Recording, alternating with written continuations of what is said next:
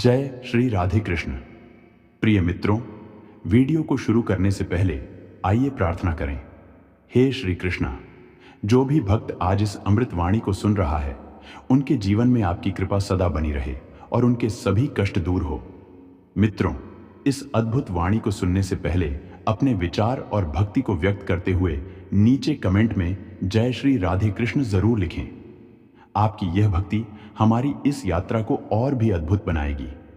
और हाँ, अगर आपका दिल सच में कृष्ण प्रेम से भरा है तो इस वीडियो को कम से कम 3 ऐसे अपने लोगों के साथ जरूर साझा करें जिन्हें आप अपने जीवन में सबसे ज्यादा मानते हैं, क्योंकि हो सकता है आपकी एक शेयर से किसी की जिंदगी में राधे कृष्ण का दिव्य प्रकाश उतर आए। तो चलिए बिना देरी किए इस दिव्य यात्रा की ओर बढ़ते हैं। श्री कृष्ण कहते हैं, जो हुआ अच्छा हुआ, जो हो रहा है वह भी अच्छा हो रहा है, जो होगा वह भी अच्छा ही होगा। चिंता उन्हें होती है जो परिणाम से बंधे रहते हैं, जो कर्म में रमे हैं वे शांत रहते हैं। यह उपदेश हमें जीवन को देखने का एक बहुत ही शांत और सरल तरीका देता है। इसमें कोई जटिल शब्द नहीं है, लेकिन इसका भाव बहुत गहरा है। श्री कृष्ण हमें यही समझा रहे हैं कि जीवन में जो कुछ भी होता है वह यूं ही नहीं होता।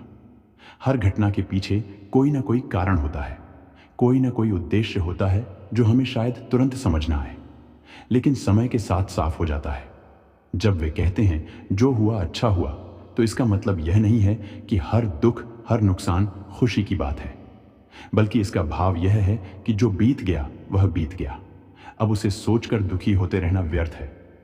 जो घट चुका है वह हमें एक अनुभव दे चुका है, एक सीख दे चुका है।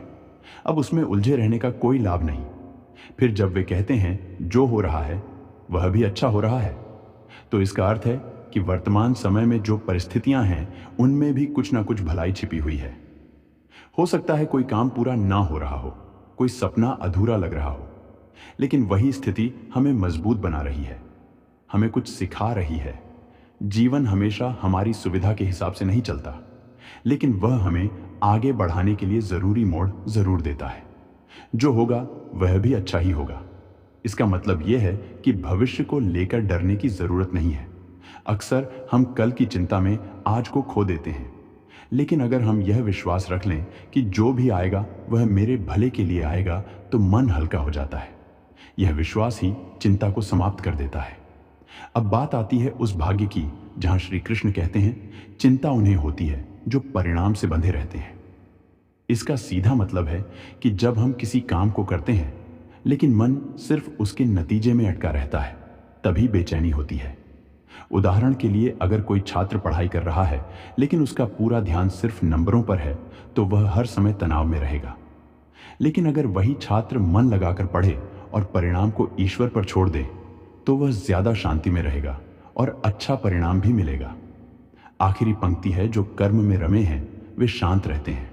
यह बहुत बड़ी बात है।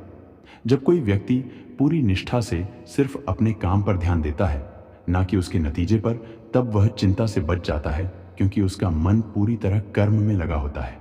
और जब मन अपने काम में लगा होता है, तब उसमें फालतू की सोच या डर के लिए जगह नहीं बचती।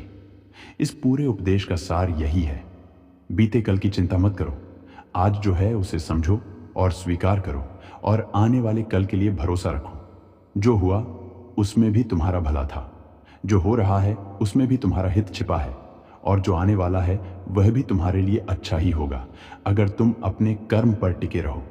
जीवन तब आसान होता है जब हम पकड़ना छोड़ देते हैं अतीत को, भविष्य को और परिणामों को, और जीवन तब सुंदर होता है जब हम भरोसे के साथ अपना कर्म करते हैं, बिना चिंता के, बिना डर के। श्री कृष्ण कहते हैं मनुष्य अपने विचारों से ही बंधता है और उन्हीं से मुक्त होता है। यदि तुम चिंता करोगे तो वह जाल बनेगी, यदि विश्वास करोगे तो वह पुल बनेगी। इंसान का जीवन बाहर की घटनाओं से उतना नहीं बनता जितना उसके भीतर उठते विचारों से बनता है। हम जैसा सोचते हैं वैसा महसूस करते हैं, और जैसा महसूस करते हैं वैसा ही हमारा व्यवहार और भविष्य बनता है। यही कारण है कि एक ही परिस्थिति 2 अलग अलग लोगों को बिल्कुल अलग अनुभव देती है। किसी को दुख, किसी को शांति। फर्क सिर्फ सोच का होता है। अगर कोई कठिन समय चल रहा हो और मन में बार बार यह विचार आए कि अब क्या होगा, कंपोनेंट प्लेसमेंट कहीं सब कुछ बिगड़ ना जाए, मैं इससे कैसे निकलूंगा? तो चिंता का जाल तैयार होने लगता है। यह जाल धीरे धीरे मन को इस तरह घेरता है कि कोई रास्ता दिखाई ही नहीं देता। चिंता एक ऐसा जाल है जो देखने में विचार जैसा लगता है, पर अंदर से डर, असुरक्षा और बेचैनी से भरा होता है। इसमें उलझकर इंसान खुद को ही कैद कर लेता है, बिना किसी बाहरी दीवार या ताले के। लेकिन यही मन जब सोचता है जो भी होगा अच्छा होगा, मैं प्रयास करता रहूंगा, कृष्ण मेरे साथ हैं, तो उसी विचार से एक पुल बनता है। यह पुल तुम्हें चिंता से बाहर निकालकर विश्वास के उस पार ले जाता है जहां समाधान है, स्थिरता है और सच्ची शांति है। विश्वास कोई चमत्कारी शब्द नहीं है, यह एक अनुभव है, एक एहसास है कि मैं अकेला नहीं हूं। जब मन में यह समझ आती है कि हर परिस्थिति के पीछे कोई उद्देश्य है, कोई सीख है, तब डर कम हो जाता है। फिर चिंता की जगह एक सहज स्वीकार आ जाता है कि जो भी हो रहा है उसमें भी मेरा भला है। चिंता और विश्वास दोनों ही सोच की उपज है। फर्क बस इतना है कि चिंता अंधकार की ओर ले जाती है और विश्वास प्रकाश की ओर। जब मन चिंता करता है तो हर तरफ बंद दरवाजे नजर आते हैं, लेकिन जब मन विश्वास करता है तो वही बंद दरवाजे अवसर के रूप में दिखने लगते हैं। सोच वही रहती है, बस दिशा बदल जाती है। सोचो कोई समुद्र पार करना चाहता है, लेकिन हर बार यह सोचता है कि रास्ता कितना कठिन है, लहरें कितनी तेज हैं, मैं डूब जाऊंगा तो क्या वह कभी आगे बढ़ पाएगा? नहीं, क्योंकि वह खुद को अपने विचारों से रोक रहा है। वही अगर सोचता है कि रास्ता कठिन जरूर है लेकिन पार किया जा सकता है, तो यही सोच उसे हिम्मत देती है। यही सोच उसका पहला कदम बनती है और वही पहला कदम एक लंबा सफर शुरू कर देता है। इसीलिए श्री कृष्ण हमें यह नहीं कहते कि जीवन में कठिनाई नहीं आएगी। वे यह भी नहीं कहते कि डर मत लगे। वे बस ये सिखाते हैं कि डर में मत उलझो, उसे पहचानो, समझो और फिर अपनी सोच को उस दिशा में मोड़ो जहां समाधान है, जहां भरोसा है। कभी कभी जीवन में बाहर से कुछ भी नहीं बदलता, लेकिन जैसे ही भीतर की सोच बदलती है, पूरा जीवन बदल जाता है। जिस रास्ते पर पहले केवल कांटे दिखते थे, वहीं अब फूल दिखाई देने लगते हैं, क्योंकि नजरिया बदल गया। और यह नजरिया बदलता है विश्वास से। जो इंसान हर स्थिति में यही सोचता है कि मुझे इससे कुछ ना कुछ सीखना है, ईश्वर मेरे साथ हैं, मैं अकेला नहीं हूं, वह धीरे धीरे हर चिंता से बाहर आ जाता है। और जब मन चिंता से निकलता है, तभी वह सच्चे अर्थों में स्वतंत्र होता है। शांति बाहर से नहीं आती, वह भीतर की सोच से आती है।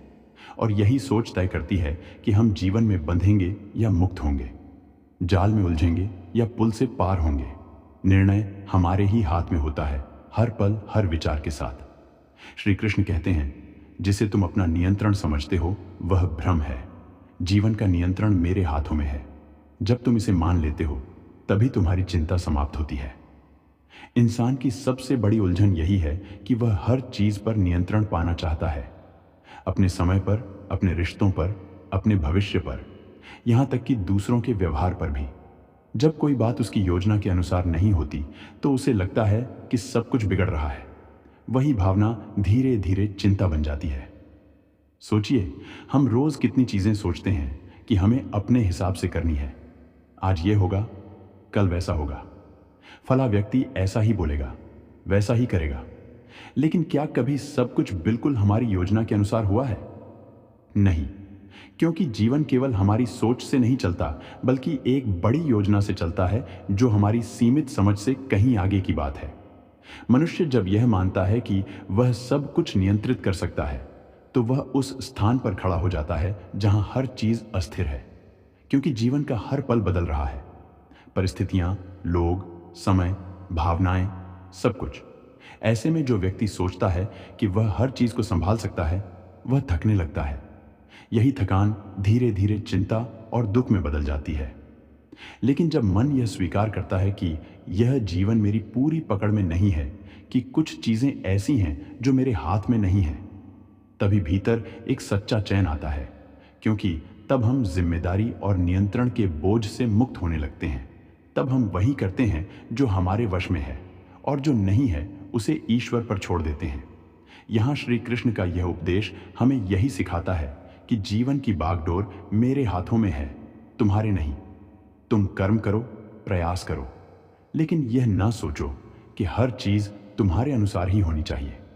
जब तुम यह मान लेते हो कि मेरा ही नियंत्रण सच्चा है और तुम बस मेरे शरणागत हो, तब चिंता अपने आप मिटने लगती है। मान लीजिए कोई नाविक समुद्र में सफर कर रहा हो और लहरें बहुत तेज हो जाएं। अगर वह सोचे कि वह हर लहर को रोक लेगा तो वह डूब जाएगा। लेकिन अगर वह यह माने कि लहरों को रोकना उसके वश में नहीं है, मगर वह अपने पतवार को मजबूती से थाम सकता है, तो वहीं उसकी रक्षा बनती है। ऐसे में लहरें रहेंगी लेकिन वह डूबेगा नहीं। ठीक वैसे ही जीवन की बड़ी घटनाएं हमारे हाथ में नहीं होती, लेकिन उस समय हम कैसा सोचते हैं, कैसा व्यवहार करते हैं, यह हमारे हाथ में होता है। यह उपदेश एक बहुत गहरा भरोसा देता है कि जब तक हम सोचते हैं कि सब कुछ हमें ही करना है, तब तक हम अकेले महसूस करते हैं। लेकिन जिस दिन हम यह स्वीकार कर लेते हैं कि कोई और शक्ति हमारे लिए रास्ते बना रही है, देखभाल कर रही है, उसी दिन हम भीतर से हल्के हो जाते हैं।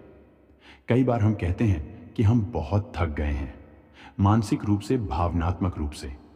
इसका कारण यही है कि हम हर चीज अपने ही सिर पर उठाए रहते हैं, हर जिम्मेदारी, हर परिणाम, हर डर, सब कुछ।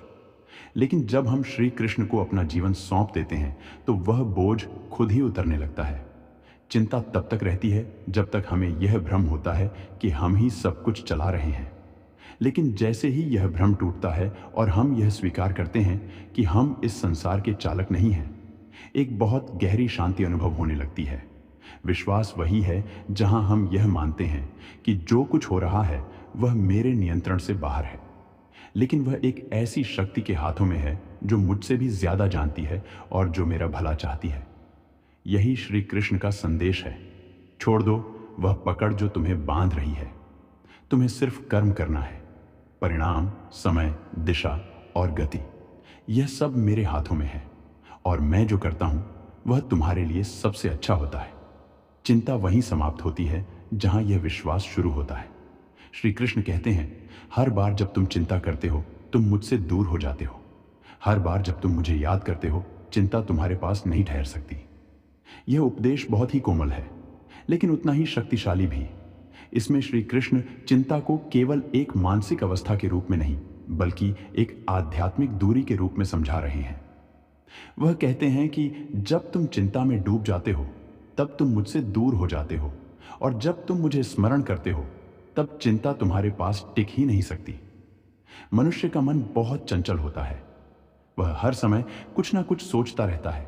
क्या होगा, क्यों हुआ, अब क्या करें? और इन विचारों के बीच सबसे अधिक जगह चिंता ले लेती है। चिंता धीरे धीरे हमारे मन में जगह बना लेती है और फिर पूरे मन को अपने कब्जे में ले लेती है। हम सोचते हैं कि हम समाधान ढूंढ रहे हैं, लेकिन वास्तव में हम उसी समस्या में उलझे रहते हैं। दिन रात यही उलझन ही धीरे धीरे हमें अंदर से कमजोर कर देती है। जब हम चिंता करते हैं तब हमारी चेतना बाहर की ओर भागती है, चीजों को बदलने की कोशिश में, लोगों को समझाने की कोशिश में, समय को पकड़ने की कोशिश में। इस भागम भाग में हम खुद को भी खो देते हैं और ईश्वर को भी। हम उनकी आवाज नहीं सुन पाते क्योंकि हमारा मन शोर से भरा होता है। श्री कृष्ण इसी शोर को शांत करना चाहते हैं।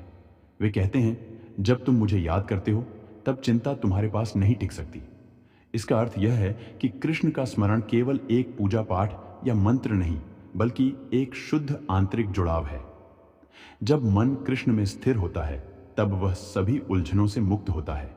जैसे कोई बच्चा अंधेरे में डरता है, लेकिन जब मां की उंगली पकड़ लेता है तो वह डर गायब हो जाता है। वैसे ही जब मन कृष्ण से जुड़ जाता है तो चिंता अपने आप पीछे हट जाती है। यह स्मरण कोई विशेष विधि नहीं मांगता, यह तो हर पल किया जा सकता है।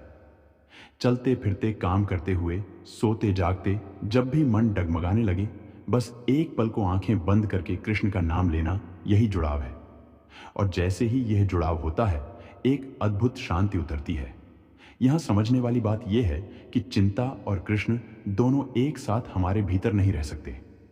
जैसे अंधेरा और उजाला साथ नहीं रह सकते, वैसे ही जब मन कृष्ण में टिकता है तो चिंता स्वाभाविक रूप से चली जाती है।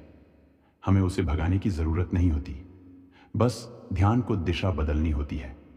अक्सर हम सोचते हैं कि हमें जीवन की हर परेशानी खुद ही सुलझानी है, लेकिन जब हम यह मान लेते हैं कि कोई है जो हमारे हर भाव, हर बार जब हम चिंता करते हैं, हम यह मानते हैं कि सब कुछ हमारे ही ऊपर है।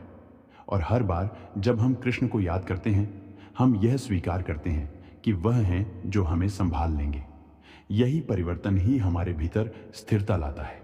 श्री कृष्ण चाहते हैं कि हम उन्हें सिर्फ नाम से नहीं, मन से पुकारें। चिंता छोड़ने का मतलब यह नहीं कि जीवन की समस्याएं खत्म हो जाएंगी, बल्कि यह कि हम उस चिंता से ऊपर उठ जाएंगे। और जब मन उस ऊंचाई को पा लेता है, तब समस्याएं छोटी लगने लगती हैं। इसलिए जब भी अगली बार मन बेचैन हो, जब विचारों की भीड़ लगे, जब दिल घबराए, तब कुछ और करने से पहले बस श्री कृष्ण को याद कीजिए। वही याद, वही स्मरण, वही नाम आपको उस चिंता से दूर ले जाएगा और कृष्ण के पास वापस पहुंचा देगा। वहां जहां डर नहीं है, वहां जहां चिंता का कोई स्थान नहीं है। श्री कृष्ण कहते हैं, कर्म करो, लेकिन फल की चिंता मत करो, क्योंकि चिंता उसी चीज की होती है जो हमारे वश में नहीं होती, और जो हमारे वश में नहीं, वह चिंता करने से नहीं बदलता। मनुष्य की सबसे बड़ी गलती यही है कि वह अपने हाथ में ना होने वाली चीजों को लेकर सोचता रहता है। उसके पास जो है वह है उसका कर्म, यानी जो काम उसे करना है, जो उसके हाथ में है वह। लेकिन उसका ध्यान अक्सर वहां नहीं होता। वह हर समय इस बात की सोच में रहता है कि इसका नतीजा क्या होगा, इसका फल क्या मिलेगा, लोग क्या कहेंगे, सफलता मिलेगी या नहीं। यही सोच उसकी चिंता बन जाती है। इसीलिए श्री कृष्ण ने गीता में सबसे पहले यही कहा, कर्मण्यवाधिकारस्थ मां फलेषु कदाचन, यानी तुम्हारा अधिकार सिर्फ कर्म पर है, फल पर नहीं।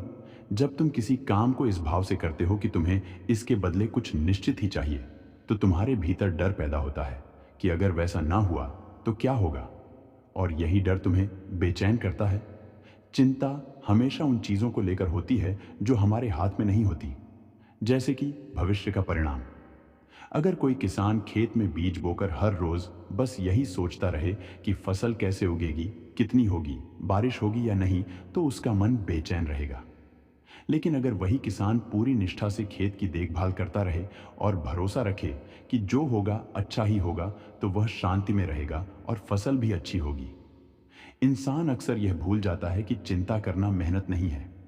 वह कोई समाधान नहीं देती, बल्कि केवल मन को उलझाती है। सोचिए, आपने कोई परीक्षा दी, अब वह परीक्षा हो चुकी है। उसके बाद चिंता करना, बार बार सोचते रहना कि क्या नंबर आएंगे, कौन पास होगा, कौन फेल, इससे कुछ बदलेगा नहीं। परिणाम वही रहेगा, लेकिन आपका मन थक जाएगा।